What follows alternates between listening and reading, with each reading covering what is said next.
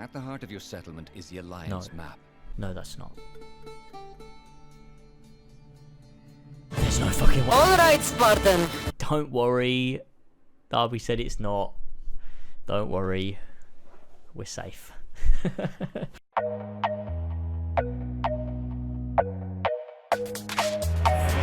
So Assassin's Creed Valhalla got some gameplay, a fuck ton of gameplay, along with some information and a showcase from Ubisoft at the Ubisoft Forward event. So I thought I'd talk about it, because everyone keeps asking me about my thoughts. I've tweeted some bits here and there, but why not go in depth and talk about what we've seen, what we know, where I think it's going, and what I think about it? Because, you know, at the end of the day, all these bloody losers can tell you what they think about Assassin's Creed, but what really matters at the end of the day is what Lasers thinks, because everyone else is just fucking stupid. So we're gonna get into things, but before that, this video is brought to you by the Ridge Wallet.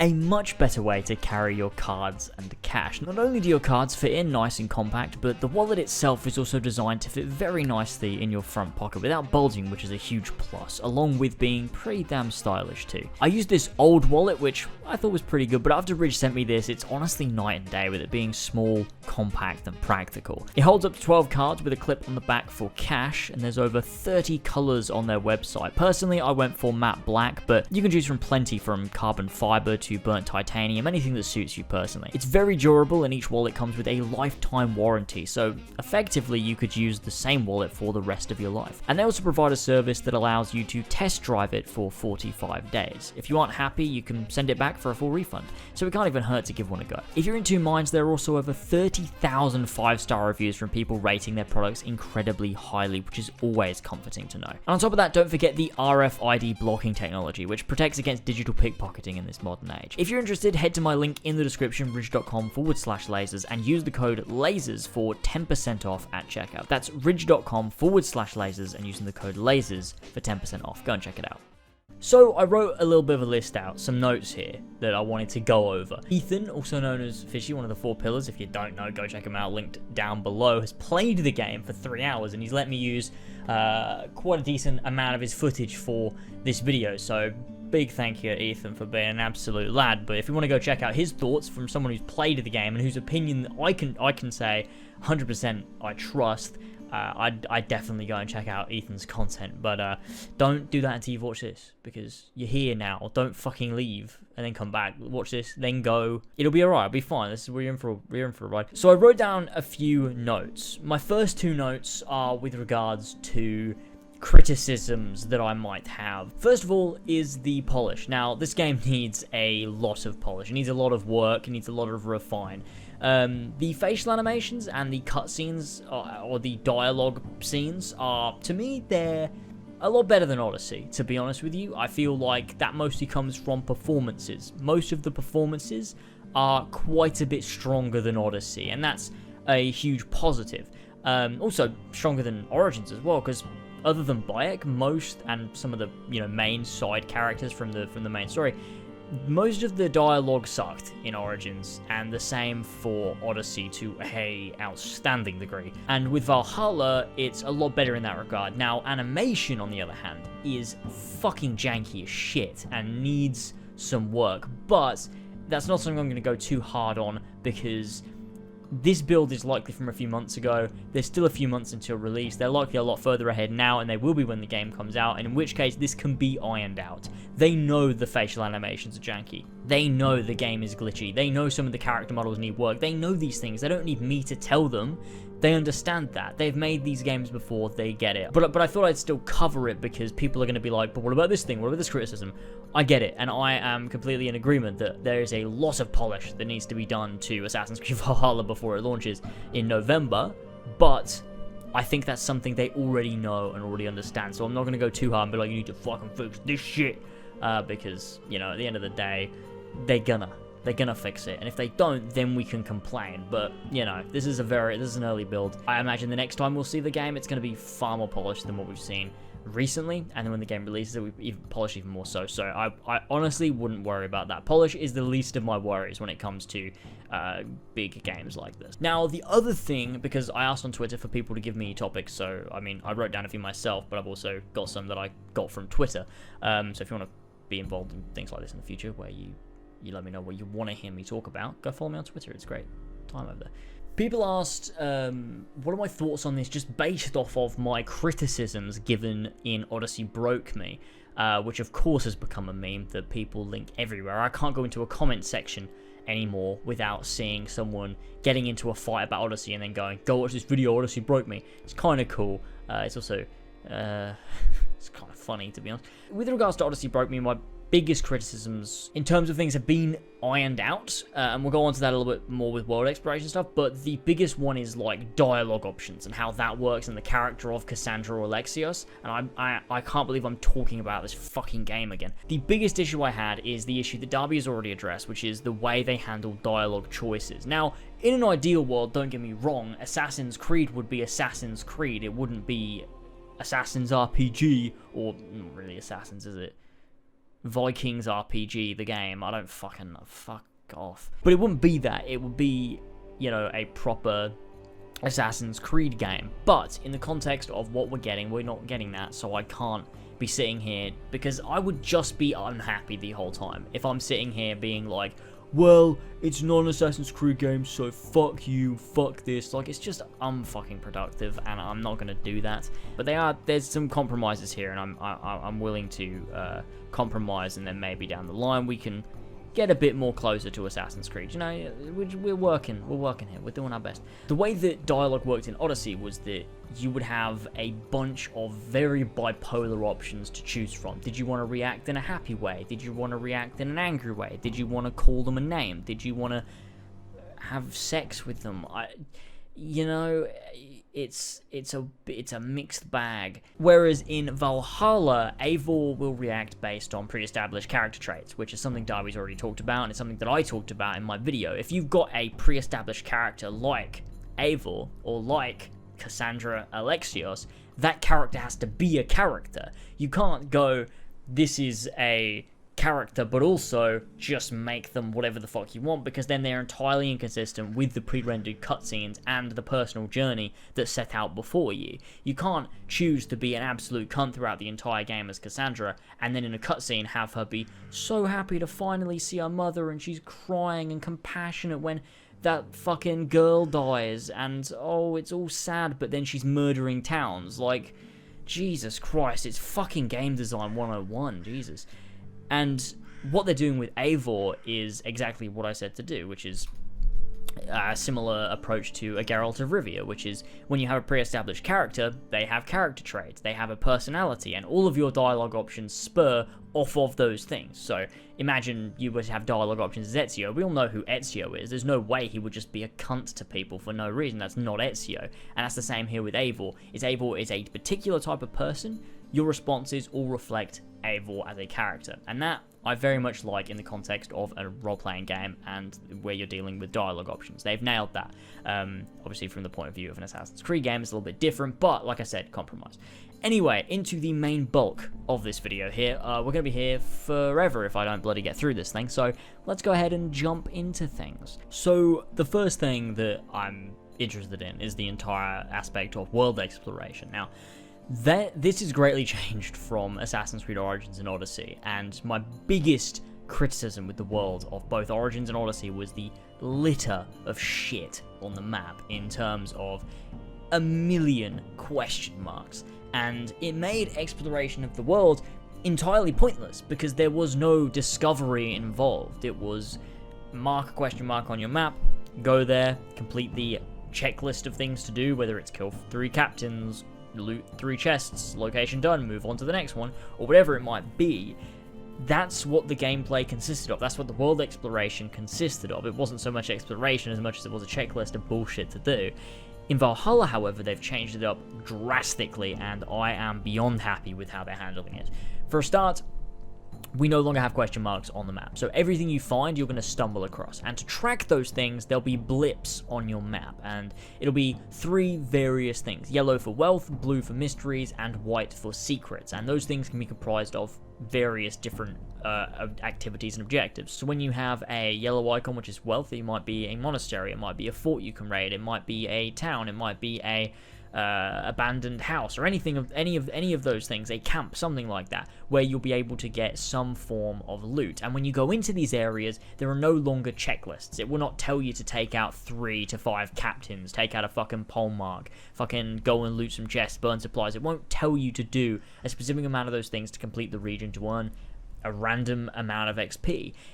Now you just go to a location, because if you go to a wealth location because you want to find wealth, and you explore that location until you find the wealth that you're looking for. And that I really, really love, because it means that no longer is it a checklist. It's entirely up to you to explore this world how you see fit, to track down certain icons that you find, because maybe you want wealth, maybe you want to find a mystery, maybe you want these secrets, and you choose where you want to go based on the thing that you're seeking. And by getting there, you then have to explore the area to find the thing that you're looking for. The game won't give you a checklist of things to complete while you're there. You just figure it out. You just do it yourself at your own pace, and that is really key to making exploration and discovery far better than it was before. Will it get mundane after a while when you realize that that yellow thing means there might be a monastery, there might be a camp to raid, it might be a fort? Maybe after a while it will, but I hope that they keep adding things in as the game progresses to just, keep you cooked, to keep you exploring, because you think, just as you think you found every wealth location, suddenly there's a new interesting one. And on top of that, you get these notes as well in these locations. Like when you go into a church that's in a town you just raided, you might be able to find a note that tells you about the local area, tells you about the king that's buried there, etc., things like that. And that's incredibly interesting. On top of that as well, obviously you've got the mysteries and you've got the secrets and stuff, which could possibly be tombs, which could be side quests that lead to some form of boss battle, which could be a mini side story and things like that. And these things are, encounters throughout the world, things that you can just discover and find. And on top of that, with regards to the way that quests work now, they're now doing a different quest system. So main quests will be tracked in your quest log, but side quests don't exist anymore, really. There are side quest lines that will spur off of the main quest, but they really work to complement the main quest and will be tracked in the quest log. Everything else is all random encounters and things that you can just find in the world and interact with while exploring. You don't get these random notice boards where you'll just stock up on like 50 fucking mundane fetch quests anymore. You just come across someone in the world that has a little speech bubble, you talk to them, it might be a random conversation, it might be a small quest line, you don't know, but it's these random encounters that keep the world feeling alive and keep it feeling natural and organic, like your discovery means something and your interaction with the world means something, which adds so much to open world exploration in Assassin's Creed. This is something that they should have been doing since Origins, but they've only just sort of figured out now, and better late than never, I suppose. And talking about the quests and how that relates to level gating quests, this game relies a lot less on that. Don't get me wrong, it's still there to a degree, but levels in this game don't work the same. So you still gain XP, and that still allows you to get skill points, but your level in the game does not determine your damage output or your defense stats. So in Origins and Odyssey, the way that you did more damage to enemies or could take on high level enemies was by leveling up and increasing your level as a character. In Assassin's Creed Valhalla, that's not the case. Your power level is what increases to allow you to fight harder enemies and go to areas of the world that have a higher power level. Now, the power level is increased by upgrading gear and equipping skills. The more you equip skills, the higher your power level rate. So there is that element there of leveling up, increasing your power level, but it's not directly connected. By getting these skills, it allows you to unlock either specific abilities that increase or just passive stat boosts. But the main one is that you're going to be increasing your power level by collecting new gear or upgrading your existing gear using materials you find in the world, whether that be metals or leather and things like that. By using that stuff, you're then able to upgrade your gear, whether it be your shield, your weapon, your helmet, your various pieces of armor, and in doing so, that raises your power level. So you don't really have to worry about getting XP or doing side quests, because they don't exist in the game anymore. This padding and these grinds to get higher levels don't exist anymore in Assassin's Creed Valhalla. All you have to do is go out and hunt for things, buy materials, go and loot areas, and by doing so, you're going to get the materials you need to upgrade your gear to increase your power level so that you can go out to these other harder areas of the world. It's a basic system, really. When in Assassin's Creed 2, I mean, it's a bit more of a basic level, but in Assassin's Creed 2, when you go to Venice, guards do more damage, and they take more damage as well, so you need better armor. You need the metal armor rather than the leather armor, for example. It's a smaller scale system, but it's much more similar to what we've got now in Valhalla than what we got in Origins and Odyssey, which I really like as a change. Ideally, like I said, I would go back to the traditional system, but in the context of the game that they're making, this is a lot better than what we've had before. Now, with regards to Eivor, of course, we have male and female Eivor, and I mean, I'm going to be playing male Eivor because I'm male and I'd rather play as a male, but I really like Eivor as a character. I think he's, I think he's interesting. I think he's got a bit of charisma there, and I think that Magnus does a brilliant job portraying him. Obviously, being from the Last Kingdom himself, we already know he's a well-known and very good actor, so it's very interesting to see him here, doing a slightly different tone to what he did with Canute in the Last Kingdom, but he's really good as Eivor, and I really think that's great. Female Eivor, I think, sounds like she, smokes at least a pack of cigarettes a day and uses, the cigarette butt to light the next one. But, it doesn't matter because I won't be playing as her, so it's a shame for people that wanted to play as female Eivor, but I don't care a great deal. Now, this game really handles the Viking fantasy well. I think that, being able to sail on your longship with your crew around these, inland, and then being able to just dock up and go and take out a fort or raid somewhere just feels really cool. And the fact that we get context to these as well, in terms of being able to head into these areas, and when you go inside a church, maybe finding a note or a letter or whatever, and it gives context to the places that you're visiting as your sort of Viking self. I think that really adds to it as well. But the one thing that I've always said is that what made Black Flag so much fun, the gameplay loop was enhanced greatly by the context of it. Because when you look at Assassin's Creed Rogue, I don't know a lot of people like this game, but I'm sorry, the game sucks. Rogue loses a lot of the enjoyment because the context is all wrong. The gameplay loop of Black Flag is pretty basic, but the fact that you're a pirate in the Caribbean, plundering ships, getting loot to upgrade your jackdaw so that you and your crew can, have wealthy lives, that's great context for the gameplay loop.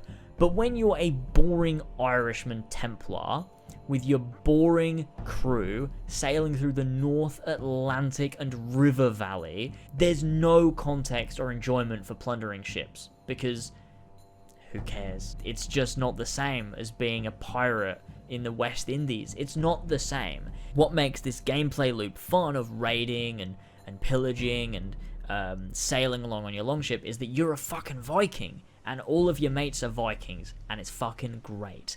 And on top of that, your crew actually has personality. They're all actual fucking characters. Not only can you sail along and have them sing songs, but also they'll tell fucking stories.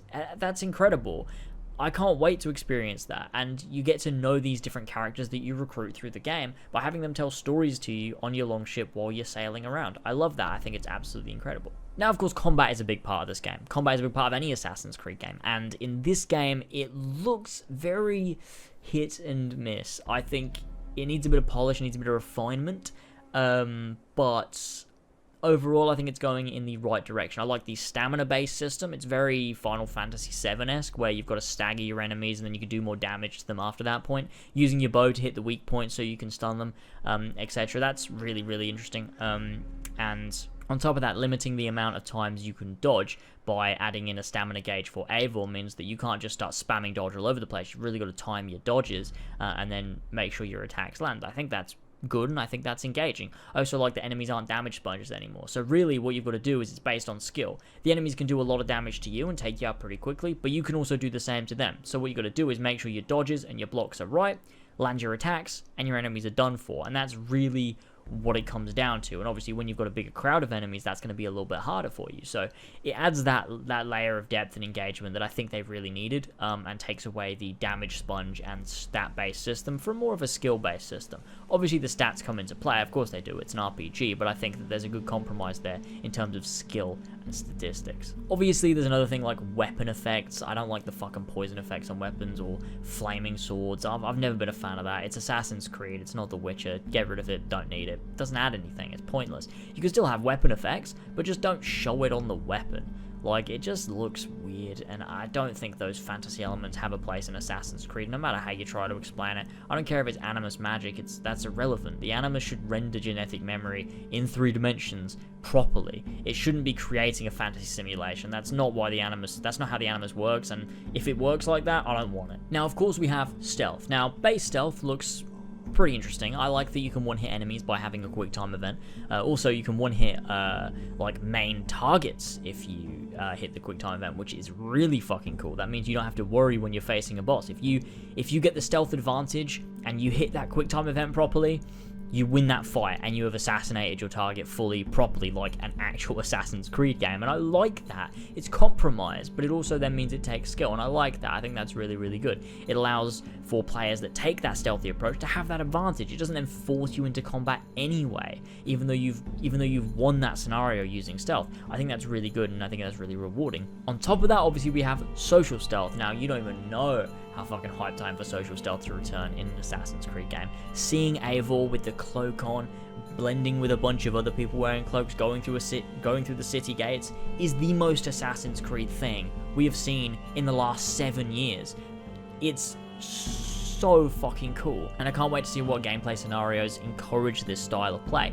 Some cities supposedly will have not restricted areas, but more areas that are more dangerous for you to enter. So maybe when you enter Winchester for the first time, for example, you might have to wear your hood, because then the guards aren't going to see you as clearly, and you can move through the city streets, through the crowds, and you'll have a better chance of not being detected. I think that's really, really interesting as a gameplay scenario. And also there's contextual blending, so similar to the AC4 Black Flag E3 demo, where you see Edward sit down on the bench and talk to people. Eivor will be able to sit down, have a drink with people, and interact with people just to try and blend in while the guards are maybe looking for you. And I think that's really, really cool. I love seeing social stealth back, and I can't wait to see what other potential Assassin's Creed elements are returning. I do just want to say though, the cloak physics look pretty bad, and of course this is probably something that will be ironed out by the time the game comes out, but I wanted to mention it nonetheless, just in case they hadn't noticed. I don't know how they wouldn't, but I just wanted to point it out. Cape physics look fucking bad. Fix those, but I'm sure you will, so it's whatever. Now, parkour is another core pillar of Assassin's Creed, one that has taken a back seat in recent years and continues to with Valhalla, sadly. Some of the level design is built to facilitate better movement vertically, but not really. It's sad to see, but the parkour is the same system from Origins and Odyssey, which doesn't allow for a great range of movement, not a lot of player control in terms of parkour, no back ejects, no side ejects, no cancellations, none of that shit. And so it's the same system of sluggishly going up a wall, sluggishly going down a wall, or throwing yourself off of it, rather than there being any sort of complex parkour system. Some of the environments, like I said, facilitate it with free running paths, and they're bringing back some of the floating collectibles like the sea shanties, but instead of those they're like tattoo pages, and that allows you to then go along a free running path to collect them, although the parkour isn't very complex, so it leaves a lot to be desired, especially from someone like me who absolutely adored the complex and engaging system that came from the first 4 Assassin's Creed games, allowing for actual range of movement and player control, which we haven't had since 2011, sadly.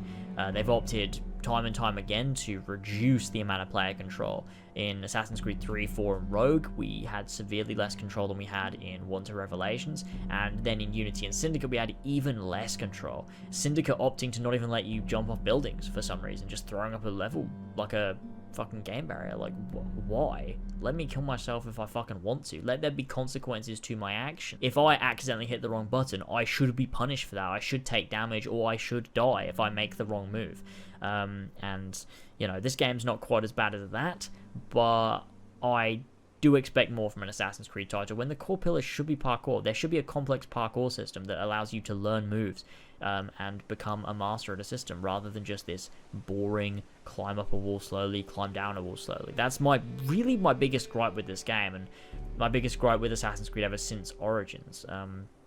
I would really love to see a more complex moveset in future titles. Now we've got a few more minor things here just to end the video on. We've got music, I think sounds great. There's a lot of tracks that sound very Jesper Kid, and I absolutely adore that.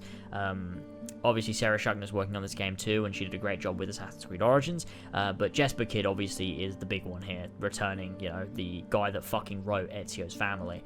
I can't wait to see what amazing tracks he puts into this game, and some of the ones we've heard already have that flair to them, that Jesper flair. One of them sounded very similar to the tone and the melodies of Dreams of Venice, and you can hear it straight away. There's this nostalgia, even though I've never heard it before, and that's something that Jesper does so very well, and I can't wait to see what other tracks are in there as well, because it'll just bring that vibe of Assassin's Creed to life. Over the course of the demos, the Raven didn't look like it was used very often, and something that Ethan said is that the Raven doesn't seem to be as core of a mechanic as Senu or Icarus was in Origins and Odyssey, so that's a good thing, to be honest. It allows you to actually explore the world properly, rather than relying on a bird from overhead to just tag everything for you. So that's something that I really like. It seems that it's more used for scenery or scouting out the area than it is for core gameplay, and I think that's a positive thing. And piggybacking off of that is the return of Eagle Vision, which actually allows you to identify items now in the world using Eagle Vision, and to identify enemies and their weak spots. And obviously in this game it's called Odin's Sight, because that's what the Norse assassins called it. And we've known this for a very long time now. Project Legacy, I think, introduced it. I could be wrong, but it was around that time, like 2010, 2011. So Odin's Sight's been a thing for a while, and that's what they call Eagle Vision in this time period. And so it's so interesting to see that return, and the fact we've actually got Eagle Vision back in an Assassin's Creed game. It's fucking brilliant. We've got social stealth, we got Eagle Vision, we've got one-hit assassinations. It's fucking Assassin's Creed, but not quite. So, you know, let's wait and see what else we get to see as more is unveiled. Another thing is the horse animations look way better. They were very rigid and static in Odyssey and Origins. In this game, Eivor is actually like leaning into it, working the horse. Like, it looks really good. Also, horses can swim, so that's cool. You can actually swim across bodies of water with your horse, so that's great. Modern day, I can't say I'm super interested in the modern day. It's something that's been very unengaging for a very long time, and I cared about it for a while. Even up until 2017, I very much cared about what they were going to do with the modern day. It was after that point where I realized they weren't, and the game, I just didn't care anymore. But I'm under no illusions that even when I did care, it was good, because it wasn't. It's been bad for the best part of a decade now. The last time I truly enjoyed modern day was Revelations, and even then it was it wasn't great. The last time it was properly good was Brotherhood. Revelations, is not bad by any means. I very much enjoy the modern day of Revelations. I just feel like it leaves a lot to be desired, and really led into 3, in which the modern day just didn't ever get off the ground properly, and they missed really the whole point of what makes modern day. They thought it was Epic Desmond going on kill missions, but that's not what the modern day is, and that's not what ever made it good. It was the duality between this assassin gameplay in the Animus and the modern day, which was comprised of mystery, character building, banter, exploration, and things like that, and that's what really made the modern day shine, and they really missed that. And so I just don't care anymore, and Origins and Odyssey didn't prove to me that they can do anything with Layla. Layla fucking sucks. Her storyline is convoluted, it's not explained properly. They set stuff up in Origins through the empirical truth, and they never did anything with it in Odyssey, other than Alethea mentioning it once or twice about Layla being able to control simulations, and simulations not meaning the Animus, but meaning Isu's simulations, which is time, controlling time. But they never really did anything with that. The only thing I can think that hints to that in this game is the fact that both male and female Eivor are not only both canon, but you can switch on the fly. That potentially leads to Layla's Animus being what she can use to control these nodes in simulations, like Isu could. Do I care? Not really, because it's not really been anywhere. It's not been front and center. It's been hidden behind bullshit and DLCs and things like that. So it's not the same as it was for Desmond, where it was front and center, like they were definitely trying to tell a story. It was always in your face. It was right there. The story was being told in front of you. Optional stuff was there, but the story was right there in front of your eyes. Whereas in these games, it's not. It's just hidden, and it's behind bullshit. And so I can't say I give a shit, because they're not really trying to tell a compelling story. If Darby writes a story that I care about, obviously I'll care about it there and then, but I can't say it's something I'm excited for or looking forward to, especially since the modern day basically in this game is said to essentially be like rifts. So like you find these rifts in the world, and by entering those you'll suddenly be Layla, and you'll be doing something as Layla, and then you'll switch back to Ava afterwards, and those contribute to the modern day. I don't know, man. It sounds weird. Can't say I'm engaged in that at all, but then again, the modern day has been so bad for so long that I don't really care, and it's really hard for me to care about it when it's just not being good enough. Sorry, I just dropped my Ridge wallet. Durable though, durable. Pick one up. And the final thing is Assassins and Templars. We don't know a great deal, but Darby has said time and time and time and time and time again that Assassins, Templars, Hidden Ones, and Order of Ancients will be important to this game. There'll be so much lore, and it will be there. They will be present. In the trailer, we did see one. He's wearing very Levantine type robes. We see he's got a knife belt, like I'll tell you. And cool. Cool. That's all I can really say about that. It's cool.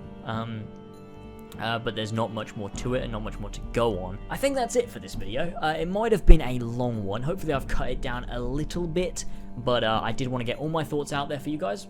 Maybe it's a little bit rambly, but better than me, you know, sitting down and writing a script for something like this. I feel like it's better to get it off the cuff with some notes, things like that. You know, it's good shit. It's good shit. Anyways, thank you guys very much for joining. Thank you very much for watching.